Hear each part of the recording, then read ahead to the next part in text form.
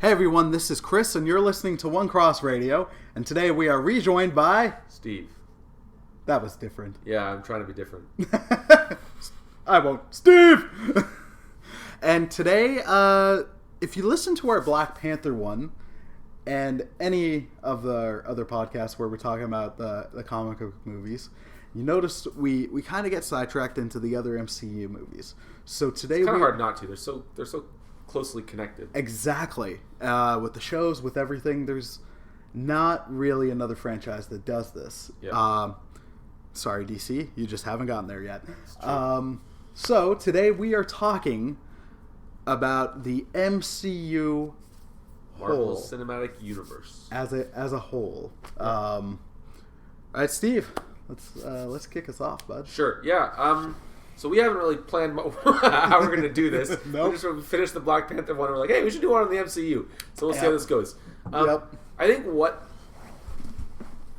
is so great about the MCU is that they have recreated what Marvel did with comic books starting in the 60s in a video format, right? Yeah. What helped Marvel to kind of get ahead so much in the comic book world is that, you know, DC, they created these amazing superheroes in Batman and Superman and Wonder Woman, and they just sort of did these one-shot stories that didn't go anywhere. They did the same things over and over again. Lois Lane, every episode or every issue would sort of think, oh, maybe Clark Kent's Superman, and then get proved that he's not, and then go back to it the next issue. And they were kind of one-and-done stories. They would cross over every once in a while, but the idea of a shared universe wasn't really a thing. Marvel sort of shamelessly plugged their own books in their, Spider-Man would be swinging by, and like Thor would fly by with a hammer and be like, oh, look, it's Thor, and then there'd be a little caption saying, see what Thor's up to in his latest issue. But they were legitimately, happening in the same universe, and when it was originally happening, there's only 20 titles or so. It actually kind of, you could fit it together, whereas now it's like Spider-Man showing up in 8 books at the same time, and you don't even know how he's fitting together and all of his stuff. There's actually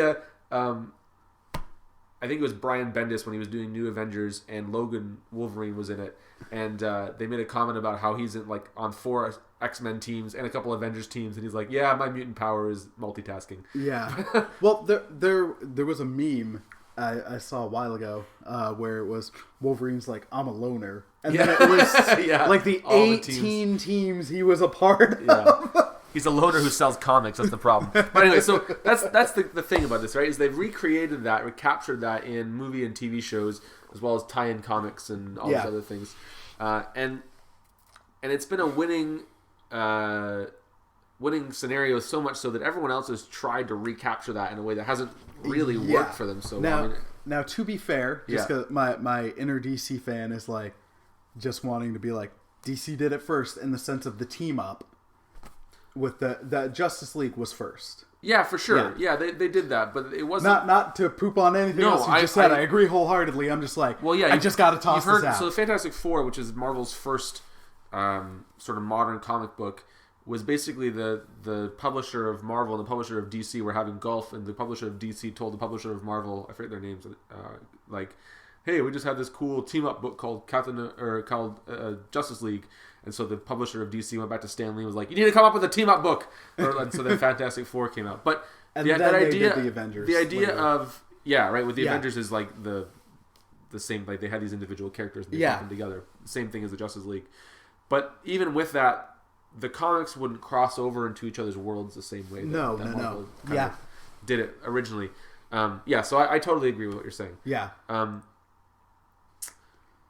I think that what the MCU has done, and then the DC Extended Universe and the Paramount monster movie universe and the Transformers universe and every other Marvel or every movie franchise has tried to do since and not done as well. The Dark Universe is dead in the water. Yeah. I've heard Transformers is possibly dead or dying, which...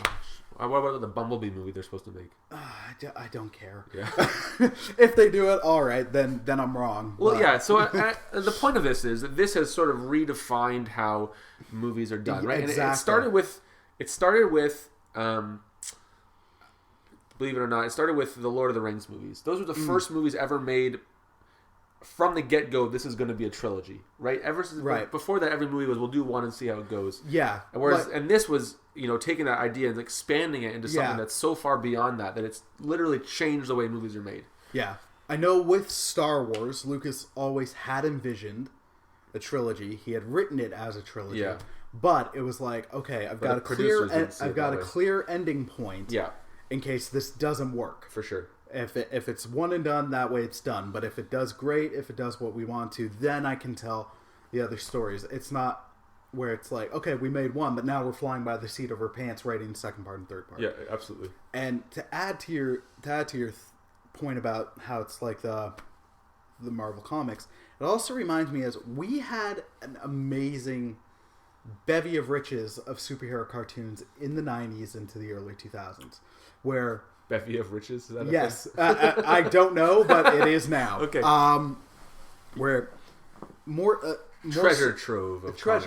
Where more so with DC, the Batman animated series into Superman, into Justice League, where it was all in the same universe. Yeah. But on the Marvel side, that happened as well. Where even though you had the bad Iron Man cartoon and the bad Fantastic Four cartoon, they technically didn't cross over.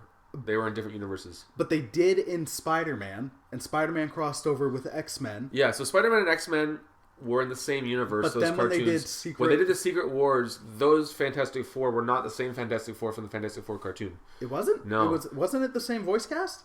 I don't know, but it's not. But it's legitimately not like... If you look it up, those stories take place in a different universe, and they just had here's the Fantastic Four from Spider-Man's universe. When they did...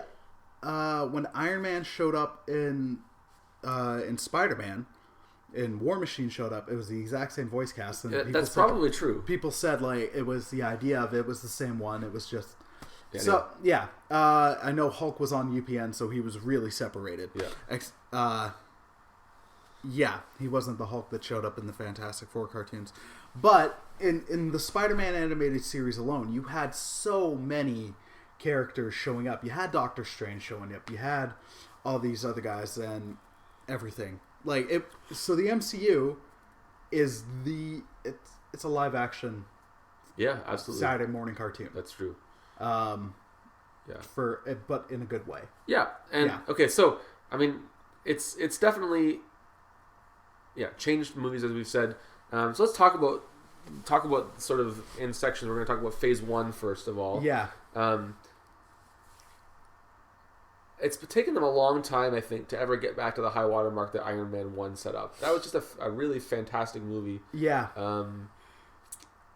That was sort of an unexpected hit, right? It came out the summer of Dark Knight. 2008, yeah. Yeah.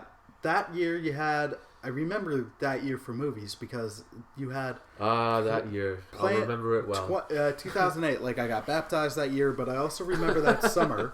Yeah. Because there was so many movies I was excited for. You had... And some that turned out terrible. You had Iron Man, Prince Caspian, Indiana Jones 4, Incredible Hulk. Yeah. And... Those came out the same summer. Yeah, I forgot about that. It's separated by 2 months. Yeah. I think one was May and one was July. And then you had Dark Knight. Yeah. And I just remember it being Iron Man coming out, and Iron Man wasn't a huge character at that time. It's funny because, I mean, as much as I'm glad that, Marvel is getting the rights to their characters back from Fox and Sony, if they hadn't ever sold those away when they went bankrupt in the 90s, we never would have had an Iron Man movie we do, right? I mean, well, it would have been the Avengers starring Spider-Man and Wolverine. Yeah, exactly. Well, and because 10 years ago, the MCU's been on 10 years now, and they've released how many movies? 18.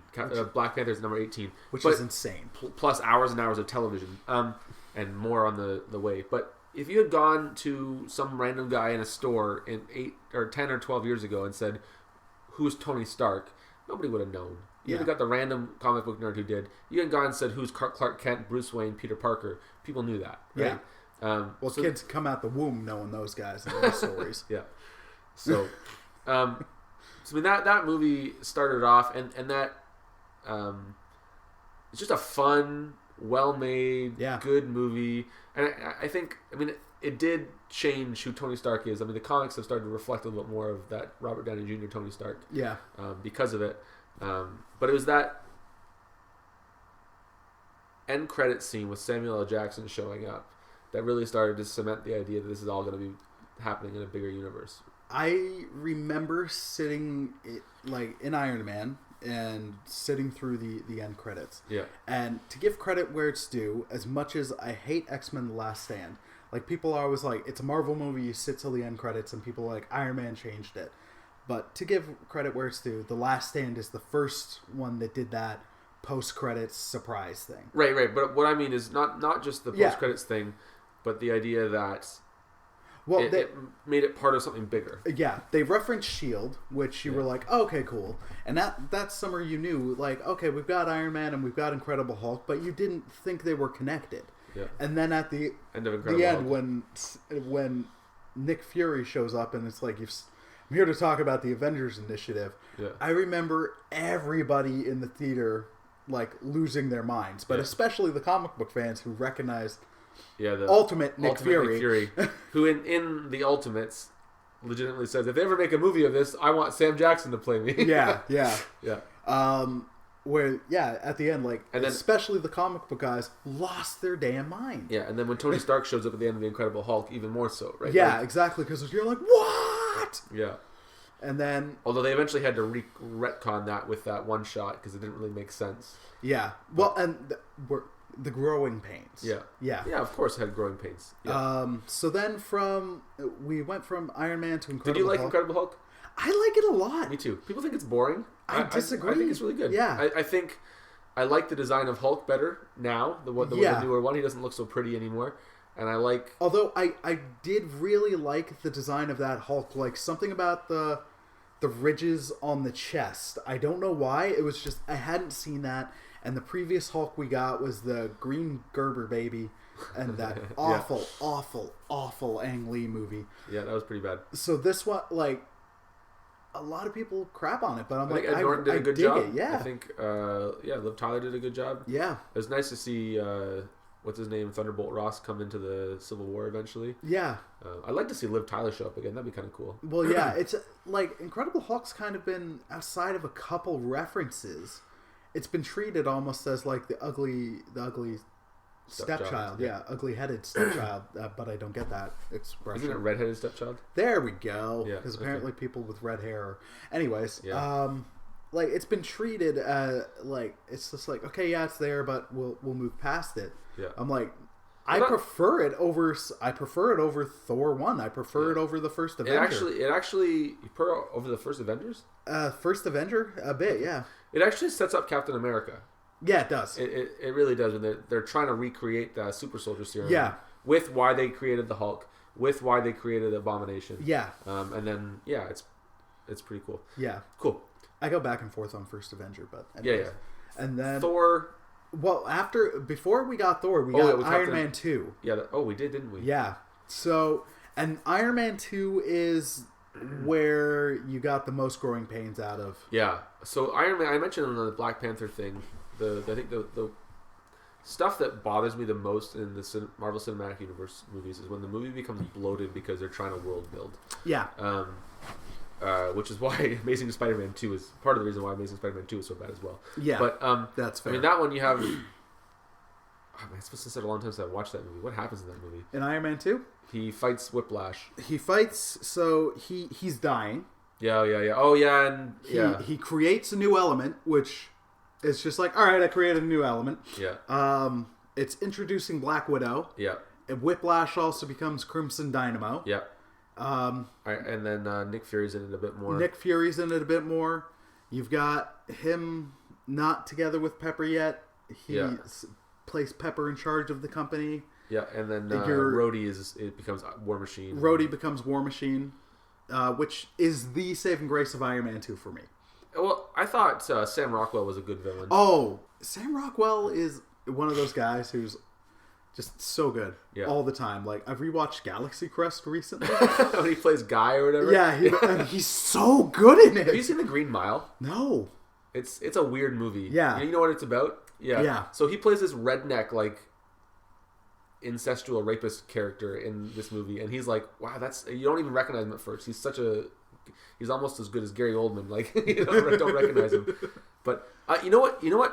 Thinking back on it now that I'm, the thing in that movie that I like the best is when Happy is driving Black Widow to Hammer Industries or whatever, and like he's like duking with the one dude in the background.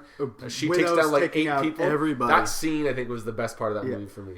I loved War Machine. I've always liked War Machine. Yeah. And there was a couple things in Iron Man 2 which make me be like, okay, I can sit through the rest of the stuff which I don't like, which is more than I actually like. Yeah. The bit where, even though it was a bad cartoon, I always liked from the Iron Man cartoon where he stepped into, like, he'd open the suitcase, he'd step into it, and then the suit folded out of it. So from that the racetrack scene, where he's fighting Whiplash, and it's the suitcase suit. Yeah. Like, that little kid in me was like, awesome! Yeah. So here's part of the problem with that movie, too, is that scene where he's fighting on the racetrack is way cooler than when they're fighting at the World Fair later on. Yeah. Like, it kind of decelerates what's going on. Yeah. The other thing I think about that movie that was good is that Don Cheadle is a way better roadie than Terrence much Howard better. is. Yeah. Yeah. And I like the part where he's like, it's me, I'm here, get over it. You know, Yeah, exactly. So, yeah. Yeah. And I dug War Machine a lot. I just like that character where it's like, let's throw all the guns and bells and whistles into this one guy. Iron Man 2 is the low point of Phase 1 for me. Fair enough. Yeah, I think that it's still okay, but it's one of my less favorite Marvel movies. And then from there we went to Captain America. No, we got Thor first. Captain America was the last one. Was it? Yeah. Okay. So we got it's. Oh right, because they referenced Thor in Captain America, not the way around. Yeah. Yeah. Okay. Right. So we got Thor. I found that movie a huge disappointment.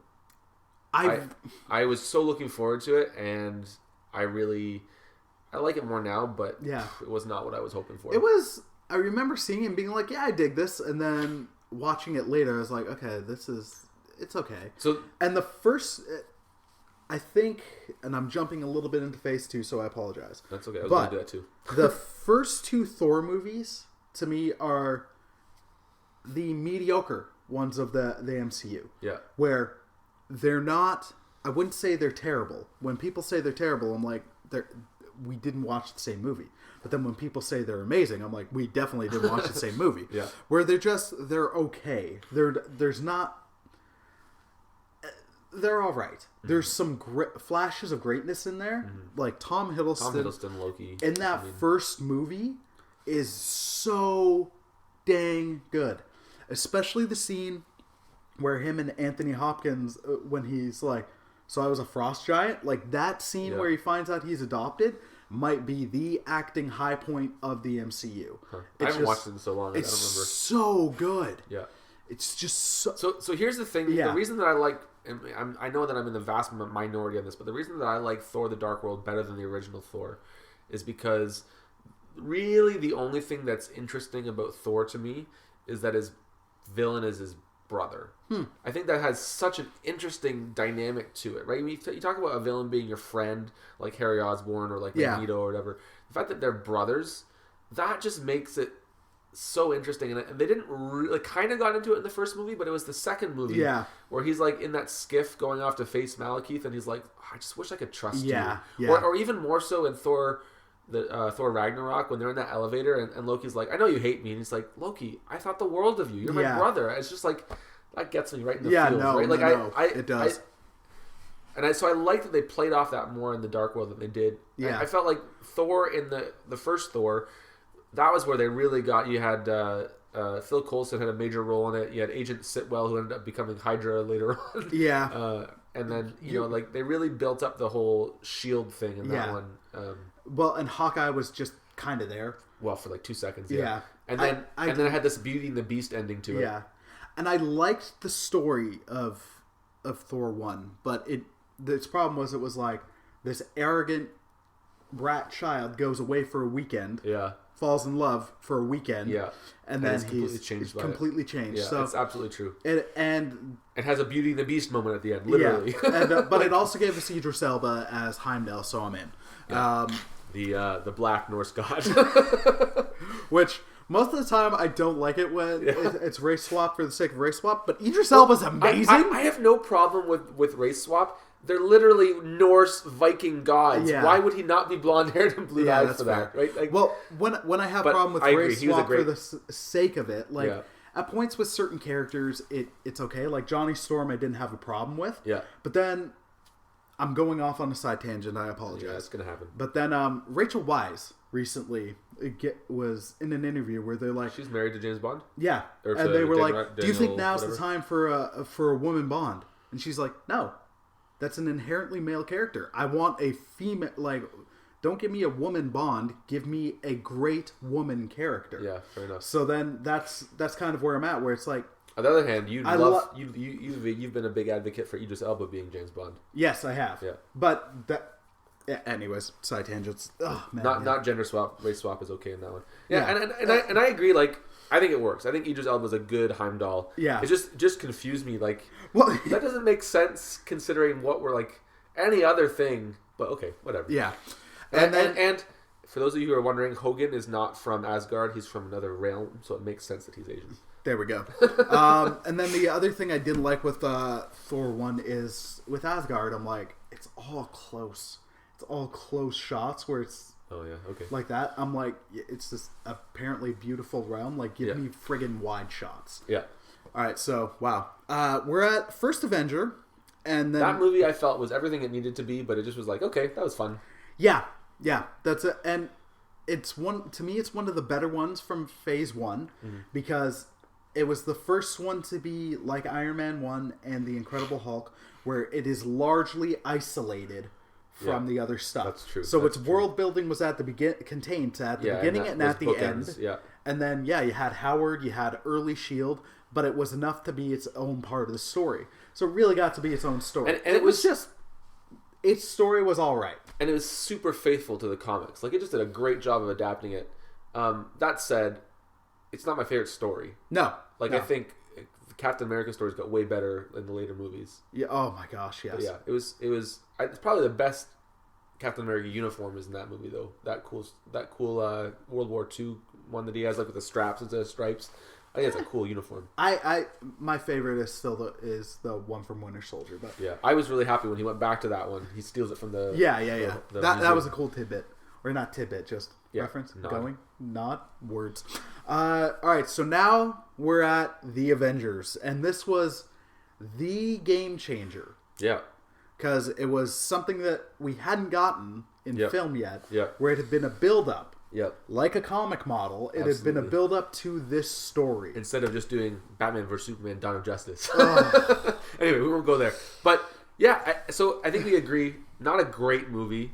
No. Fun, but amazing in what it accomplished. Yeah. When you first watch The Avengers, you're like, oh my gosh, this is amazing. Yeah. It's not one that I think has aged well, necessarily. Yeah. And like, to give Joss Whedon all the credit in the world, I think he was the right guy to do that movie. Mm-hmm.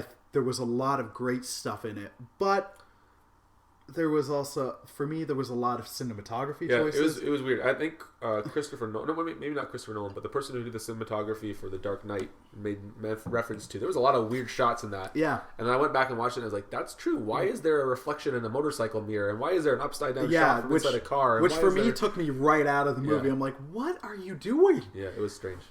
We got Loki back. That was a good thing. Yeah. No, only positive.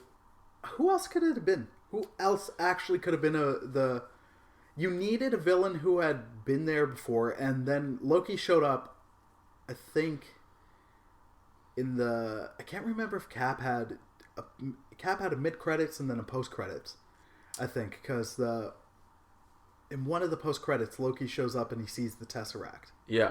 Well, it's got Eric Selvig from Thor. So it would have been Thor then. Yeah. Because I remember Cap, one of the credits, mid or post, its credit scene was the scene where he's boxing, like punching the bag from the Avengers. Yeah, Avengers was really good, but as I revisit MCU movies, I find it's not one I visit all the time. Just because I don't find it has the rewatch value, and then again, it's just like I talked about in the Panther one, where I don't need the build up to them becoming a team. Now I just want to watch them be the team. Yeah. So that's like one of the problems where you don't run into with Ultron and Civil War, because it's like, all right, we've watched these characters grow with each other, like grow independently and then grow with each other. So now I can watch the team have issues with the team or the conflict in that. I'm more interested in that story than the build to that story again. Yeah, for sure. And that's also got, as we said, talking about what's the best Captain America uniform, definitely has the worst Captain America uniform. Yes. In that one. What the heck was that? So now we're into phase 2. And then getting to Chris's least favorite movie. Yes. But it's also phase 2 might have been the time that had the most expansion initially. Because it went from, this is the time where Marvel went from being like, we're just doing movies to we're doing shows. Yeah, that's true. Well, before the show started, though, Iron Man 3 happened. Oh, yeah. Because Agents of S.H.I.E.L.D., the first episode, comes right out of Iron Man 3. Right. Yeah. All right, so Iron Man 3, it to me is the absolute low point of the MCU. And it's so bad. Like, I feel bad for Robert Downey Jr., because he gives a great performance in that movie. Dude is acting his butt off. He's not playing the exact same Tony Stark. But, and you've got a terrific villain with the Mandarin. And it's an updated version of that character. Because you can't do comic book Mandarin on the big screen. Yeah. So although the one shot kind of implied that there is a different one out there. But anyway. And you've got that great performance. I remember the tone from the trailers where I was so excited for that movie. And it was a very different movie. Yeah. Than the one we got, because it's like, wow, Tony Stark's being forced in a situation where he's growing up. He's being forced to change. This could be like the Dark Knight of Iron Man movies. And that's not what we got. Yeah. We got a very different movie where there was some interesting stories, but it was some of the story threads were resolved too quickly. One movie later, we're revisiting the War Machine's suit getting hacked and he's losing control of it. Yeah. I didn't like replacing War Machine with Iron Patriot. Yeah. I hated the twist that Killian is, I am the Mandarin, where he's breathing fire and stupid crap. Yeah. And it was just, it's so bad. So let me say the things about it that I did like. It's not my favorite movie. It's not my least favorite either. I thought, we were talking about in the Black Panther one about how sometimes these stories end and there's no repercussions in the next ones. The idea of Tony Stark having PTSD because he flew into space and almost died, I thought was kind of cool. Yeah. As much as the twist threw me off the first time, the idea of a guy who invents a terrorist so that he can sell weapons to the government is actually a kind of a cool idea. Maybe the execution wasn't amazing. I understand. Yeah, so I thought there were some good things to it. I liked it better than Iron Man 2. I thought it was... And again, because my big thing is it wasn't bloated and trying to world build. It just made a movie. But yeah, I agree. It's not my favorite. I know that we could go on this one forever, so maybe we should move on. And then from there... And then we got Agents of S.H.I.E.L.D. Agents of S.H.I.E.L.D. started in the fall. Yeah. Agents of S.H.I.E.L.D. shot itself in the foot right off the get-go because the first 6 or 7 episodes are terrible. They're just really not good. So and I'd love eventually like a documentary almost about the behind-the-scenes stuff, because that's crazy interesting. But Marvel publicly was like, oh, we're all connected, our shows are going to be connected. But when you read some of the behind the stuff about what's going on behind, there was a bit of a rivalry.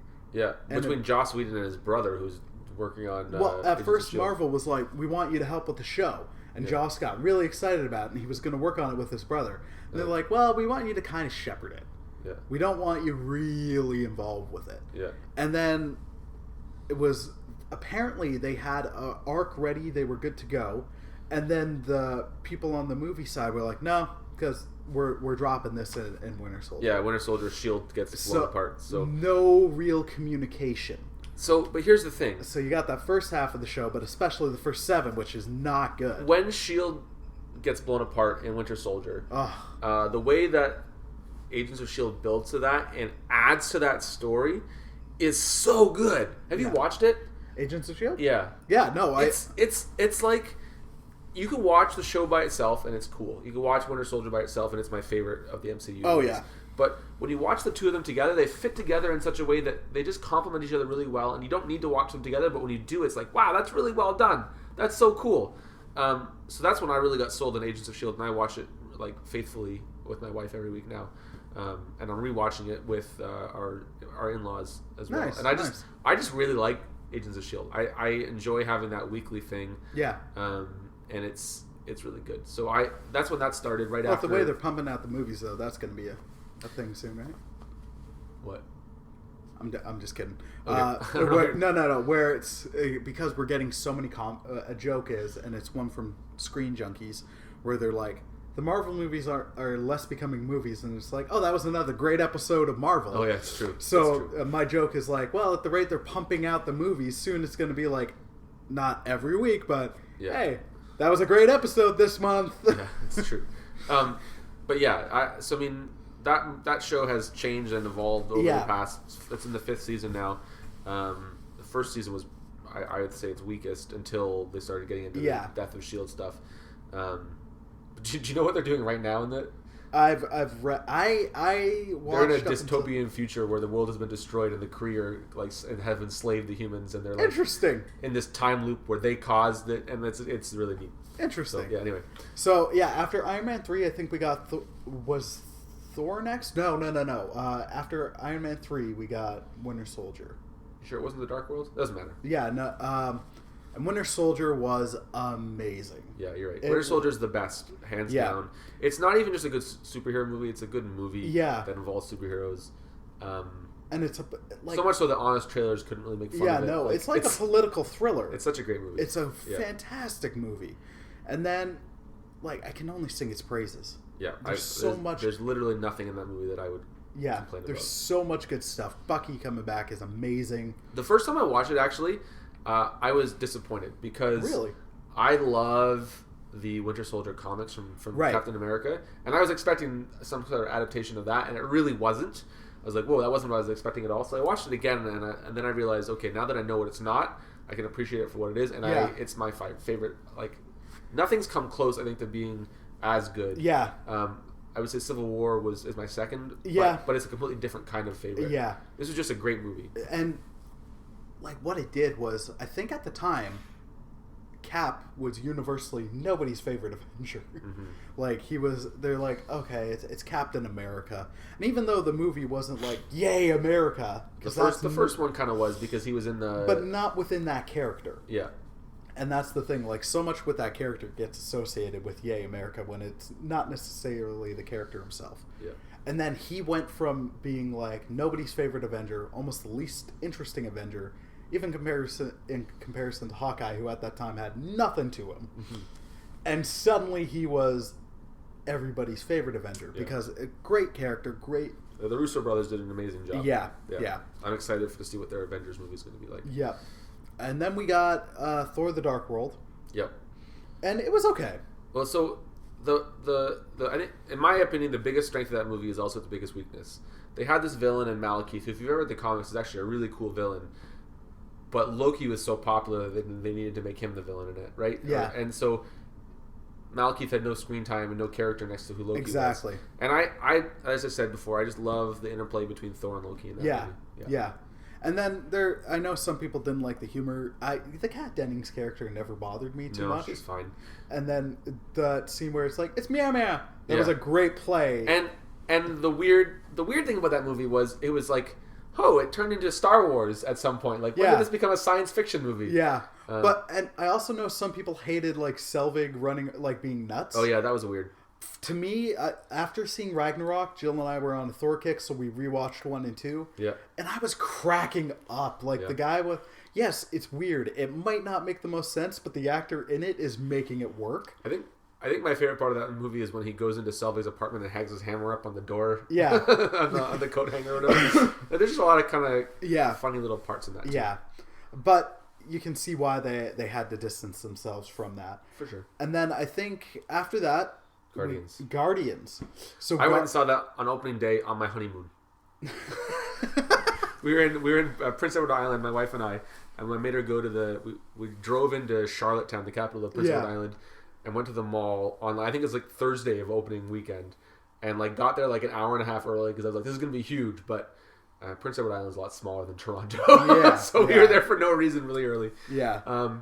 I will always remember doing that. It was fun. It was a fun movie. Guardians was, I do put it up there. And the thing is, for me, it was, I'll be honest, even though I know a lot of comic book movies and I know more obscure comic book characters and I love those characters, I didn't know Guardians. Mm-hmm. So I was like, that alone made me slightly more interested because I had no vested interest.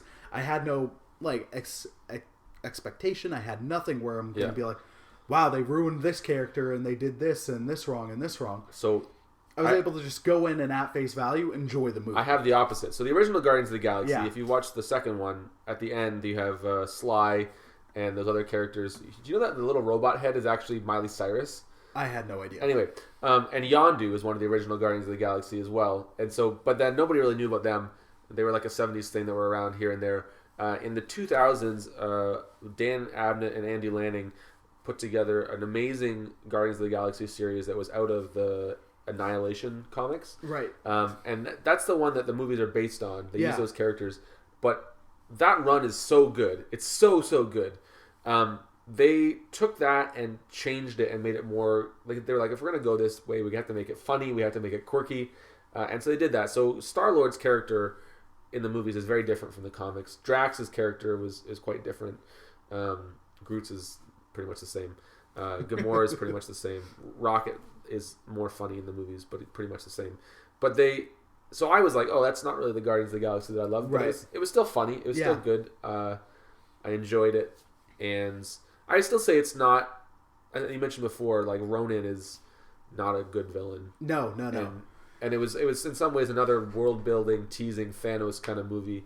But where I liked it over some of the other ones is in its world building and it's being so separated, because even though it's connected, through Thanos, that's its connection. Everything else, you're like, we haven't been in space. We haven't done this. Like, there is no connection. But I still think that's what I liked. The movie got bogged down by trying to insert Thanos into it instead of making Ronan a character that you could actually get behind in some sense. Anytime that happens, it really kind of like, just figure out a better way to do that. And just because we've mentioned Thanos, I loved at the end of the first Avengers. Yeah, we didn't mention that. Where you got the Thanos tease, because that's when, like, if you knew the comics, you were like, oh snap. It'd be like if he talks about courting death, which is a whole like thing with Thanos. He actually loves death. If they ever, like, if DC had done it first, it would have been the equivalent of Darkseid showing up. Where you would have been like, holy crap. Anyways, Guardians, and then it was Avengers. Because Age of Ultron. Age of Ultron, or roughly a week of Ultron. And you know what? I feel bad for Age of Ultron. I do, because I feel bad for Joss Whedon. Oh my gosh, I feel so bad for him, just because he got so beaten up. Almost comparable to why can't I think of his name? Jackson. Almost comparable to Peter Jackson with The Hobbit. Where you see stuff with him on set of friggin' Battle of Five Armies, where he's just pale and looking so drained and so tired. Where Whedon, not to that extent, but it was almost impossible because the expectations set by the first Avengers. But he also got beat up a lot afterwards because of some of the things in the movie. So and then there was that Prima Nocta joke that I didn't even get the first time. Okay, that's a problem. But this whole thing about the people coming down on him for Black Widow's characterization. She talks about being a monster because they sterilized her so that she could be more able to use her feminine charm to kill people. And they were like, "You're saying that if you can't have a baby, you're a monster?" And he's like, "No, that's not what he was saying at all." No, exactly. You're saying that she was literally sterilized so that she could be a spy, right? Like, and that her whole life being in that direction, so she could use her sexuality and everything just to infiltrate and kill and all that kind of stuff. That makes her feel like she's a monster. That's a legitimate thing, exactly, right? Yeah. So and you find out he had gotten beaten up by Feige by interference from the studio. Yeah. Well, that became really clear when you had the magic jacuzzi and all that stuff. Yeah, and I'd be interested to see what his original vision for the movie was. Yeah, I think the biggest thing in that movie that I disliked is I couldn't figure out who Ultron was supposed to be. Yeah, he was supposed to be in some sense a little bit like Tony Stark, because Tony Stark kind of created him, but he never really was. Like, he was just sort of like this bumbling. Like, he literally was bumbling. Like, when he cuts off Claw's arm, like, oh, I'm sorry, I just didn't know what I was supposed to feel about him as a character. Like, it just didn't like him. No, and Spader was great, even given the not great material. Yeah. Where Age of Ultron is such a great story. Yeah. That it got pushed into one movie. And well, you mean the comic that Bendis wrote? Yeah. I've never read it. I've read about it more than I've actually read it. It's like an alternate reality type thing. And Ultron himself is just a really interesting character. Yeah, for sure. And then I think when you look at the flaws, Age of Ultron is Iron Man 2, or any problem of some of the Phase 2 movies and Phase 1 movies. The world building. The world building. Yeah. That's it exemplified, because somehow we're in the team-up movie and it's all about the world building. Can I say, though, the best part of that movie for me, hands down, is Hawkeye. Yeah. I came out of watching the Avengers, the first Avengers, and thought Hawkeye was the coolest character in there, because he didn't have much to do and he was bad for part of it. Yeah. But just him standing on top of the building and being like with his bow and arrow and just killing, that was just really cool. But then giving him depth of character with his wife and family, but also when he's trying to help Scarlet Witch, and he's like, listen to me, we're on a floating island fighting an army of killer robots, and I have a bow and arrow.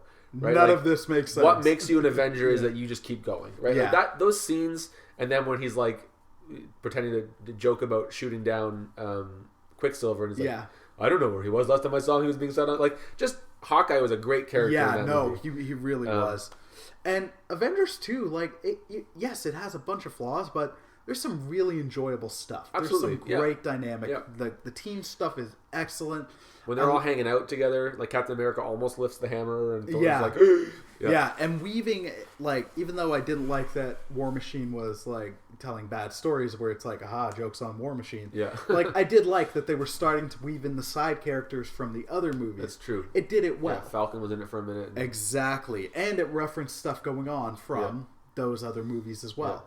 Yeah. And it also it erased Iron Man 3 more or less. Yeah. I think what was weird about it for me too is that it didn't feel like the end of a phase as much as Civil War did. Yeah. I kind of felt like the Avengers movie should be, okay, we wrapped up all these things and then we'll start again with the next ones. Where it was really very much more world building, and Civil War was where all that stuff kind of came together. Yes. Because Phase 2 officially ended on Ant-Man. That's true. Yeah, I forgot about that. Which I like Ant-Man a lot. I do. It's a fun movie. Fun heist I'm really movie. looking forward to the second one. Yeah. At the end of the watch. Paul Rudd was excellent. His friend who tells stories weird and funny is hilarious. The villain was typical Marvel villain. Yeah. But it's an enjoyable movie. It's a really enjoyable movie. And so when I watched it, remember there's the Eastern European guy as part of his crew? Yeah. That's he's like the tech guy or whatever. I was watching that. I was like, why do I know that guy? I recognize him from something. He is the crazy guy who pretends to be a cop in The Dark Knight that Harvey Dent interrogates with the coin. Anyway, I think we can't close out Phase 2 without mentioning what happened in Phase 2 and every single Phase 2 thing, which is that somebody loses an arm. Every single Phase 2 movie or TV show, including Daredevil, someone gets an arm cut off, or in Ant-Man, when he gets shrunk, his arm goes away first. When they really, and that was a reference to an homage to Empire Strikes Back. Nice. Yeah, every single one. I didn't notice someone that. loses an arm. I didn't notice Groot that. gets his arm cut off.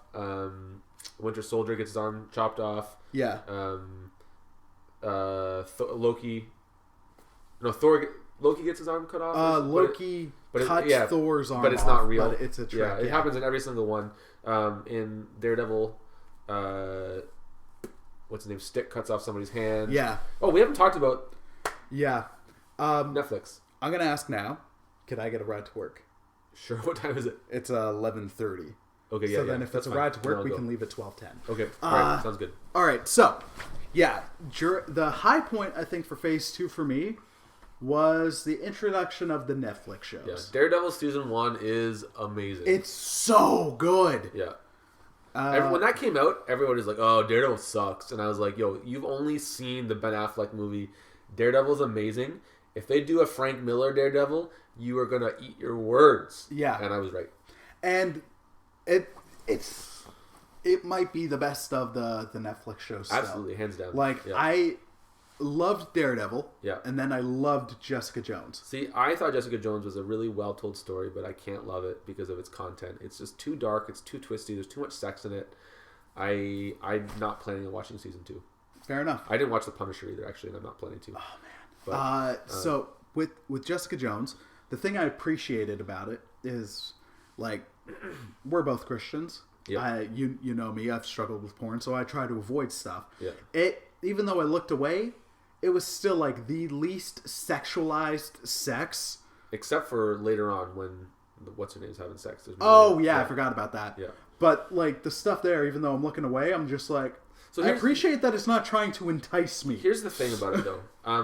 So Tim Challies wrote an article about, I think it was about Stranger Things and the sex that was in one of the episodes of that. There was sex in Stranger Things? Very, very brief. So he's really strict on this. Tim Challies is a Christian blogger. He's an elder at a church that I really respect in Toronto. But he's like known all over the world for his blogs and books.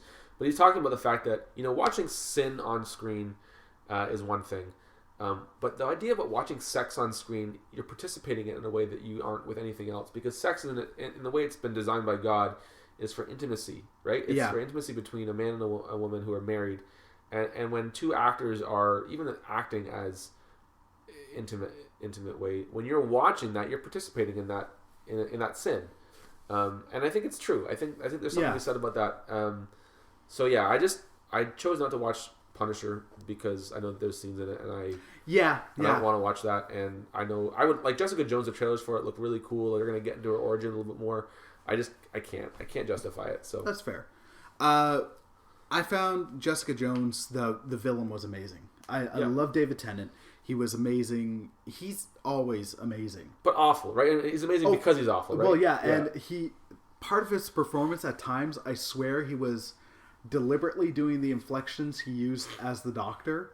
Yeah. To make you kind of like him, and then it's just whenever his character was like making you feel sympathy for him and kind of like him. Yeah, they twisted on you. It's then just like, no, I'm terrible. Yeah. Well, I mean, there's that whole part where that episode where she goes and lives with him for a while. Yeah. She's trying to help him to be better or whatever. Yeah. And he's like, I have lived my whole life not knowing if people are doing things if they want to or because I've asked them to. Yeah. And you're like, oh man, that kind of sucks. And then she's like, yeah, you raped me. And you're like, oh yeah, that's true. But it had some of the most tense, excellent shot stuff. Yeah. So it's a really well made show. Yeah, I love Jessica Jones. And did we get Luke Cage in? I don't know. We'll just talk about this. Like Luke Cage, I thought was fine. It was good. Yeah, and like we said with Black Panther, the idea of a bulletproof black man. Yeah, I think was really amazing story that needed to be told. The representation, and he's a wholesome character. Yep. There was one sex scene in there. Yeah, and it was fine. Besides that, it also has a bit slow. It was. It had pacing issues. But I liked it. I loved the music use in that show. It's the staple for me. I will always remember when it's like he's breaking into the Fort Knox. Yeah. And it's just like he throws on his headphones and it's Wu-Tang Clan's Bring the Ruckus. Yeah. And it just fit. Yeah. It fit so well. It was just, it was awesome. The music was almost a character in that show. Daredevil Season 2 was mostly really good. It wasn't as good as Season 1, but I really liked it. Yeah. My problem with it is, especially I really like Daredevil Season 2, but upon reviewing, rewatching it, it doesn't hold up as much. Where the first 4 it's where it gets divided. Yeah. Because the first 4 episodes are here's the Punisher, and he's a force of friggin' nature. Yeah. And it's like they're excellent. They're tense. They're insane. So well acted. The parts where he's in jail with Wilson Fisk later on, though, are my favorite parts of the whole season. Bernthal, I think, steals the show. Yeah. But then when we get to the Elektra stuff, it wasn't as good. It wasn't as good. It was a different pace. The thing I loved the most about Daredevil Season 1 and Jessica Jones Season 1 is it had a very singular focus. Sure, that's right. And when it did branch off a little bit, it would curve right back in. Yeah. Where Daredevil Season 2, it was like, here's one story, here's another, and here's how we're going to try to tie them together. Yeah. And then Season 2, though, it starts to get more into the mythos of the hand. Yeah. Which then when they got to Iron Fist, just completely went in a completely different direction with it. And I know you don't mind Iron Fist. I think there's very little redeeming about that show. No, that's fair. I really dislike that show. Yeah. And then even when we got the Defenders, was better than Iron Fist, but it still had to try and put the things together from the two, and it just didn't do it very well. I think... And I was disappointed with that one. Iron Fist had so many problems. It had so many problems. And I think if you had a different showrunner, if you had different writers, if you had... It could, like, you can see at points, like, there was potential for a good show. Yeah. Heck, there was a potential for a great show. Yeah. I'm not even the biggest Iron Fist character, but it's an interesting character. Yeah. And at points when it's actually good, you're like... It seems amazing in comparison to everything else that's going on in the show, because the show's bad, and it exemplifies at points where I'm like, you don't need 13. Yeah. Where it's the Netflix shows are all 13 episodes. Yeah. And I'm more so a guy where it's like, look, if the story or something, if the story can be done in 8, do 8. If the story can be done in less, do it. The amount of episodes should serve the story you're telling. I enjoyed the interplay between Jessica Jones and Daredevil, and I think Iron Fist was a stronger character with Luke Cage there, so I'm looking forward to seeing them team up eventually. Out of Defenders, and I enjoyed Defenders a fair bit. Yeah, its first chunk more so. Yeah, but then towards the end, it was, you're like, all right, it's all right. Yeah. The Netflix shows haven't been able to maintain their momentum. Yeah, I'll argue with the exception of Punisher. You really like Punisher? Yeah, I loved Punisher. The sex stuff. That's where I had my beef, where I'm like, this is like my struggle and the stuff that you brought up, so I'm looking away. Violence, for better or for worse, doesn't bother me as much, but it also didn't do the Punisher from the Daredevil show. It was a different Punisher. It was. Yeah. Where it was the same character, the motivations were the same, but you couldn't do that Punisher for a run of 13. Well, the body count would have been too high. It would have been too intense. Yeah. Like that, it would not have worked. Well, after that Las Vegas shooting too. When it exactly. But Bernthal was amazing. The story worked really well. Punisher was an excellent series. Going back to Defenders for 1 second, yes. Just the ending of it where they have, I don't really think, but that Daredevil has died, and then it's got the shot of him in the hospital directly out of Frank Miller's Born Again. Yeah. I'm so excited for season 3. This has been what I've been waiting for with Daredevil. Well, exactly. I really hope it's good. That's coming up in a little while. Yeah. But, okay, then, back to the movies. After Ant-Man, which is a weird place to end it, we kicked off Phase 3 with Civil War. Which was great. Civil War is my second favorite. Yeah, it's up there. Top 3, I think, for me. Yeah. Maybe after Spider-Man. It is fantastic. Or maybe 4 after Iron Man. But now, I did watch it again just recently. Yeah. And it's like it and Winter Soldier are the Marvel movies I watch the most. Yeah. Just because I find great movies and then I'll rewatch them. Heck, I'll watch bad movies too. But Civil War is excellent. There's a couple scenes where I'm like, you could have trimmed that. Yeah.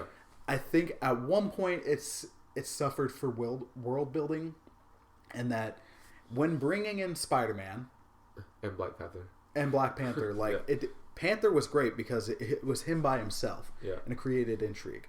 I get that you need bringing in Spider-Man. It's a huge deal. You got to establish him a bit. Yeah.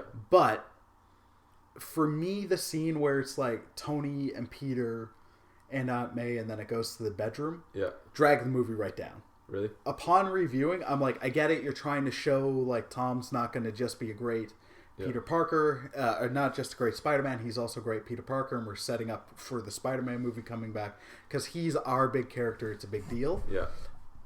it dragged the movie down. Where that's fair. It was, I would have cut it right where he turned around and saw Tony with Aunt May. Also because Robert Downey Jr. is so good in Civil War. And his character's going on such a journey. And it's not just the quippy, sarcastic guy. Yeah. Like, there's so much more emotion. And then when he's with Spider-Man in that one scene, it's just back to the default Tony Stark. I didn't even really care. Like, I just love Spider-Man so much. And that's fair. That part, like, my wife, when we watched it in the theater, she said she didn't watch any of the part in it where Spider-Man was in it. She just watched me with this huge goofy grin on my face the whole time because I was so excited. It's so good. Like, Spider-Man's back. You know what took me out of it, actually, for that one and for Winter Soldier, was the cameos from Community. That was like, so when Abed shows up and puts his hands up, I was like, oh, that's kind of funny, but I'm taken out of the movie at that moment. When Jim Rash shows up as the dean of MIT, I was like, what is going on? Well, it's because of the Russo brothers. I understand that, but that was a little too much. Like, if he had been like, I don't know, it was too on the nose, I think, in that one. But fair enough. It was a great movie. I mean, as someone described that as, this is every little boy's bedroom floor with all their superheroes fighting each other as a movie. No, and that's the thing. Honest Trailers, like, points out, as much as I love Civil War, it is a very flawed movie. Oh, for sure. And people, like, it's got flaws that Batman and Superman had. Yep. Comparable. Very similar, yeah. But they did it better. Yeah. Way better. Way more and exciting. Then it is an excellent popcorn movie. Mm-hmm. But it's also not popcorn movie in the sense of it's big and dumb. Yeah. Like, there is some dumb stuff. There's some stuff where you're like, okay, that's way too reliant on this or whatever. There's also enough stuff with the story going on that it is excellent. It's the best Avengers movie that we've gotten yet. It's true. It is the best Avengers movie. And then there's little bits where I love Bucky's story in that movie. Well, I love Bucky and Sam as, like, they hate each other, buddies. Friend. Yeah, where it's just like them in the car when Steve kisses Sharon. Yeah. And then they nod at him. But even like, hey, can you move up? No. Yeah. And then when they're fighting Spider-Man, I hate you. Well, yeah, it's like Falcon shoots him with the Red Wing. Red Wing, and then it's like, you couldn't have done that. You couldn't start off with that.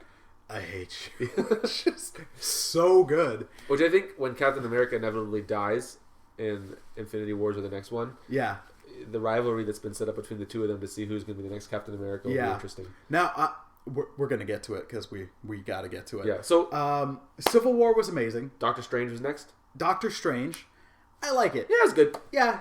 The problem is what Marvel's problem, aside of Spider-Man, but Spider-Man didn't get an origin story, which is great. We don't need an origin story. Kids come out the womb knowing Uncle Ben's dead. Great power, great responsibility, blah, blah, blah. And the weaving in of Iron Man was fun. Yeah. It didn't dominate the movie. Well, we're on Spider-Man now? Or we're talking about Doctor Strange? We are. Sorry, okay. I got sidetracked. We got the problem. Marvel's problem is, though, whenever it's like origin story time, it's like, let's just do friggin' Iron Man 1 again. Yeah, it's true. We got that a bit with Ant-Man. We got that more so with Doctor Strange. But Doctor Strange's story was also Doctor Strange. Like, that was what Doctor Strange's story is, right? But I mean, I thought it was a good origin story. We're like, again, it's just by the numbers. Yeah. Here's the villain. We deal with him. I do like. I loved Benedict Cumberbatch as him. Loved him. And then my wife and I had a big conversation afterwards about how do we feel about sorcery and magic in movies as Christians. Because this really gets into a little bit more of, like, you know, referencing actual dark magic, sorcery stuff that exists in the world. But we also talked about how the way that he defeats Dormammu was very gospel-y, very sacrificial, very like being pierced, you know, and just clever too. So and we had a good conversation about that. Afterwards. I like Doctor Strange. Yeah, it was fine. Yeah, I like Black Panther better. Yeah, that's fair. Because anyway, what did we Guardians 2 didn't love. No. I watched it with my wife again recently because she hadn't seen it, and I just skipped all the penis jokes, like literally just muted for the penis jokes, and then I fast forwarded over a bunch of stuff in the middle where they're killing people and torturing Groot, and I liked it a lot better. Guardians 2 runs into the problem, I find, that comedy sequels Yeah, everything was just like, bigger. We've just got to... Well, sequels in general where it's like, we got to make it bigger. But comedy sequels where it's like, okay, well, we might revisit a same joke, but now we got to make it dirtier. Yeah. Because what's left to do? Yeah. So it was... Suddenly, it's all penis jokes, my nipples, and Drax. There was a lot of heart to that movie, too, though, where it talked about, like, with the relationship between Yondu and Rocket. And although that part I felt was out of left field a bit, where I'm like, okay, now you're forcing a sentimentality. Yeah, but I guess so. But Kurt Russell was fun. His character, his villain, was the first villain in a while who got development. Yeah. So even though it's flawed, I dig. And the Hasselhoff cameo was pretty funny. Yeah. Then we got Spider-Man. Yep. Spider-Man. I wrote an article for you about that. You did. I liked it. I was divided at first. It's not the Spider-Man movie I want, but it's a Spider-Man movie that needs to happen at this point, and I thought it was good. Michael Keaton was amazing. So good. That's true. I forgot to mention him when we were talking about good Marvel villains. In the Black Panther one. Yeah. He was a well-developed, great character. I know it's weird when you take time to develop villains. Suddenly there's stakes. Well, and Michael Keaton is just such a great actor. Did you watch The Founder about McDonald's? No, that's a great movie. I've heard he's a jerk. Yeah, I've heard that. He just does a good job. Yeah. And that scene in the car is the most in absolutely. the limo was so tense where you're like, or when he ding dongs on the doorbell and it's also something about Michael Keaton as an actor. Yeah, I found like me and Mike talked about it when we tried to talk about Batman. Yeah, like his Bruce Wayne, I could buy just murdering somebody. You want to get nuts? Let's get nuts. Yeah, he was much more restrained in this one, but I'm like, I could buy you just out. He's got a scary face, man. When he looks mean. Intense. Yeah. Oh, I really like Michael Keaton. I'm glad he's kind of having like a renaissance of it. That was a good movie. Yeah. What did we get after that? Thor Ragnarok. Which was really good. Yeah, it went in such a different direction. Yeah. And when we talked about Ragnarok, I stand by it. I'd still love the dark treatment on that story, but the teams that had been trying to do a serious dark Thor story, we got with Thor 1 and then Dark World, would not have worked. Yeah. So Ragnarok was very different, but it worked. And now when we watched it the other night, I'm just like, you know what? I don't think Hemsworth is leaving. Because he finally got something good. Well, yeah, the huge thing was, everybody's like, Downey Jr. is going to go. Evans is going to go. Yeah. Like, Hemsworth is going to go. I'm not sure if these guys are actually going to go. Yeah. In the sense of, like, as long as they can kind of get stuff to sink their teeth into, like, Evans loves the character he plays. I'm pretty sure Chris Evans is going. He hates the touring bit. Yeah. And, like, I think if he gets to do directing stuff or gets to tone down, like, having to do the machine aspect of it, where it's like the touring, the plugging, and actually getting to do other stuff to scratch that artistic muscle, then he might stay. Hemsworth is loving the character now. Hemsworth, I think, isn't going to go. I think Chris Evans, at least for a while, is going to die. He might, because they've been really building Bucky up for that. Yeah. So can I just say, the one thing I didn't like about Ragnarok was that the Warriors 3 just went out like punks. Except for Hogan. Hogan had a cool fight scene, but just went out like punks. And then Sif just wasn't even mentioned. Like, at least say like she's off world doing just not even in it at all. I think with that, the actress was right. Well, make a mention of it. She's an important character in Thor.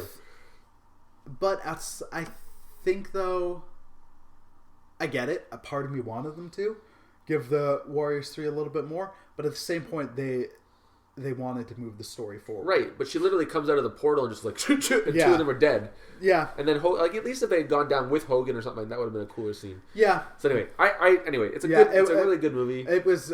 Hulk was amazing in that movie. The Thor movies were never really using the Warriors 3 to their full potential. That's true. So I think this one was acknowledging that and being like, all right, look, we haven't, we're just moving on. Yeah. So it did. Yeah, and you like that they didn't kill off Heimdall. No. I was like... Because Elba's like an actor who... Give him something to sink his teeth into. Yeah. Hulk was great in that movie. The humor was really funny. There's that touching stuff between Thor and Loki again. Yeah. And then, Hulk also, I'm just like... every time I watch it, I'm like, I love it because the whole thing is like he's a raging toddler, but now he's a 2-year-old throwing almost a 5-year-old throwing temper tantrums. Yeah. So Hulk being just as he was in that movie almost stole it for me. Jeff Goldblum was hilarious. Oh yeah, that's true. It's so different from the Planet Hulk story. It's so different from the other Thor stories. And from Thor Ragnarok. But it works. Taika Waititi as Korg was really funny. Yeah. It's solid. And then Black Panther, we talked about. We just talked about. We liked it. We didn't love it. Yeah. Good villains. Good action.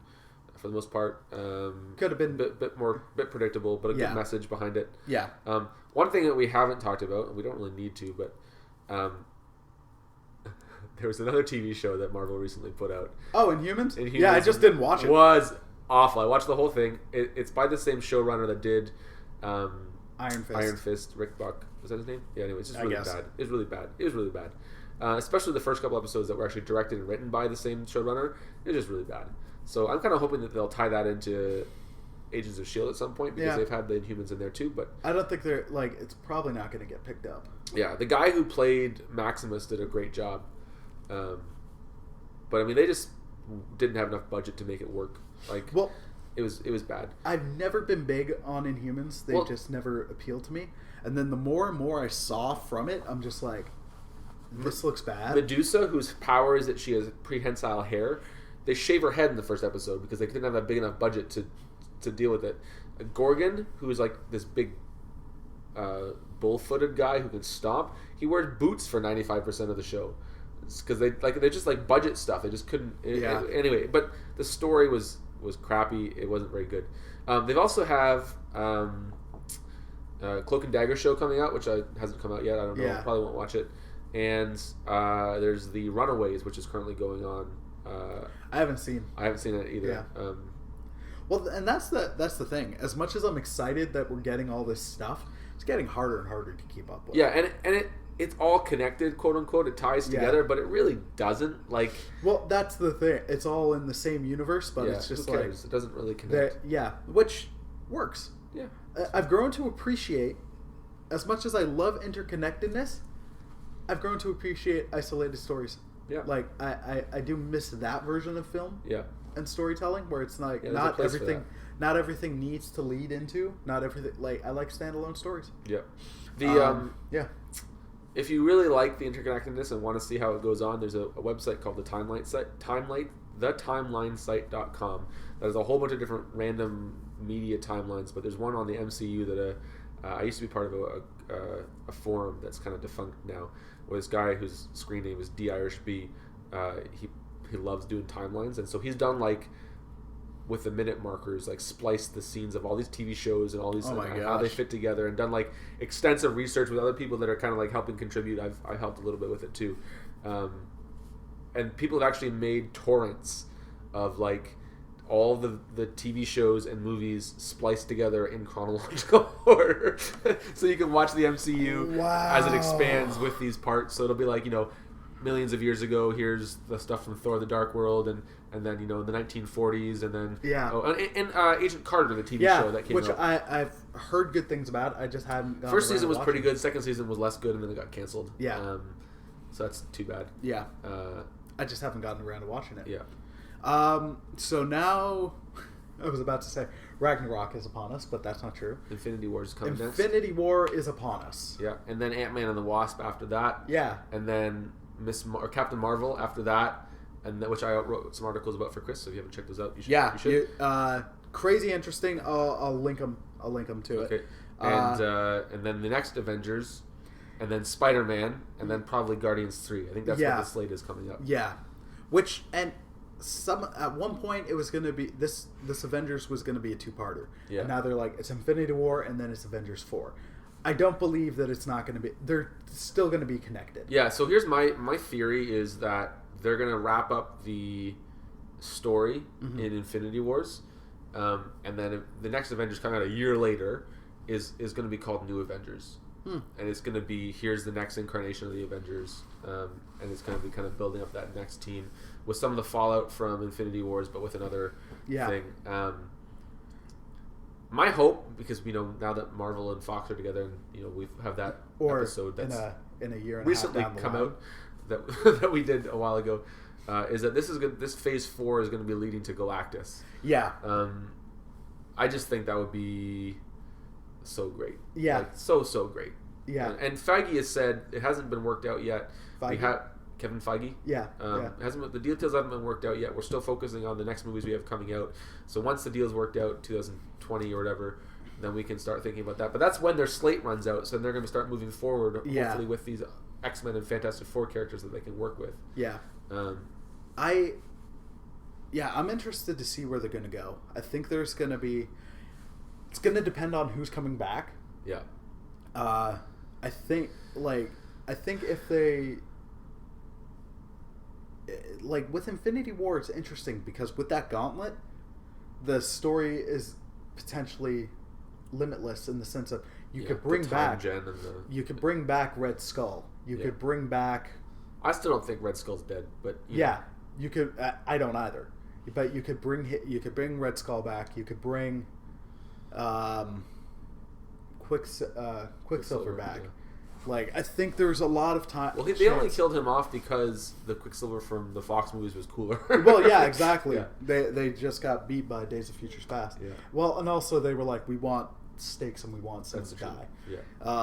Well, that's Whedon's thing, right? He likes killing off characters that you care about. So I think that's part of the problem with Agents of S.H.I.E.L.D. is that they bring Coulson back. So he's gone on and said, no, in the movies, Coulson's dead. Yeah. So it's connected, but... Yeah. So we'll see what happens. I'm so excited for Infinity War. Yeah. But I'm very interested to see what the fourth one's going to be like. How's this movie going to go? Yeah. How's it going to set up the next one? And will that set a... Even though it's been like Phase 1, Phase 2, Phase 3. Yeah. Like, will the fourth Avengers movie really set us up for like what you could almost look at as Chapter 2? Yeah. Because even though it's different phases, it's all... This is what it's leading to, right? From the very beginning. Exactly. And... Yeah, they've said this is the end of... This is going to tie everything together. It's going to be the end of the first chapter, and then we're going to move on. Yeah. And I think... So the Avengers is going to be Spider-Man, it's going to be Captain Marvel, it's going to be Black Panther, Ant-Man and the Wasp, maybe some of the Guardians, maybe Thor. It's going to have Vision and Scarlet Witch in it. But I don't think... You think Vision? Yeah, I think he's going to stick around. I just figured he was dead. Well, here's the thing. Paul Bettany, who plays the Vision, he was up for The Crown Season 3 as Prince Philip. Mm-hmm. And then he said, actually, I'm too busy with my other stuff. So right. I can't do that. So I don't think he's done yet. But I don't know. Maybe that's just because of Avengers 3 and 4. Yeah. Maybe he's done. Yeah. I just feel like he hasn't done much yet. No. Well, he's just... except for friggin' stealing Beta Ray Bill's moment.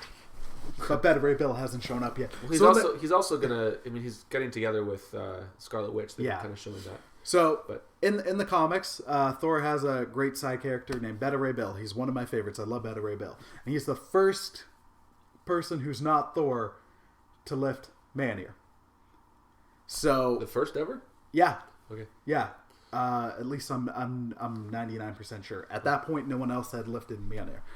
So that whole run by Walt Simonson in the 80s, if you haven't read it, is like one of the best Thor runs. And there aren't really very many great Thor runs, but that's such a good... Oh, you don't mean the 90s with Thunderstrike? I don't know. But like I haven't read that one. I don't know. But the one by Walt Simonson, that has the Ragnarok story in it where Scourge ends up being redeemed like he's in the movie. Like it's just such a good run. That whole run is so good with Beta Ray Bill and all that. Yeah. But then in Age of Ultron, it was just like, okay, well, we've had Vision lift the hammer, and I get it. It's to show that he's trustworthy. Yeah. But still, okay, nitpicky. So movie wise, where we want it to go, both of us, is bring in Galactus because he seems like the next logical big. And if you're gonna bring in the Fantastic Four, which you're obviously going to at some point, that's been it's like a ruined franchise at this point. You need to build it up. Yeah. Doctor Doom as a bad guy in a Doctor Strange movie would be fantastic. Yes. Well, Doctor Doom always has the potential to be amazing. Yeah. Like, even though he hasn't been so far. No, even though it's canceled, like, there was that idea of the Doom spinoff where I'm like, I'm out, but I also like Doctor Doom, so I'm kind of in. But one thing they've never talked about in the movie so far is that he actually is a sorcerer. Yeah, exactly. He knows magic and stuff, and so him as a villain for Doctor Strange, even building him up as a character of how he becomes Doctor Doom, that would be a cool kind of side origin story. They'll probably go with Mordo instead, but I mean, I think that's just a great. I think now that Marvel's got the rights back to Ghost Rider, and they use the Robbie Reyes version in Agents of S.H.I.E.L.D. with some cameos from the Johnny Blaze version too. Yeah. I think that if you're going to ever get Ghost Rider back on the big screen, I think Doctor Strange is the vehicle to do it in. That's true. I think it's more likely that he'll be a Netflix character. Yeah, which I'd hopefully starring Nicolas Cage. No.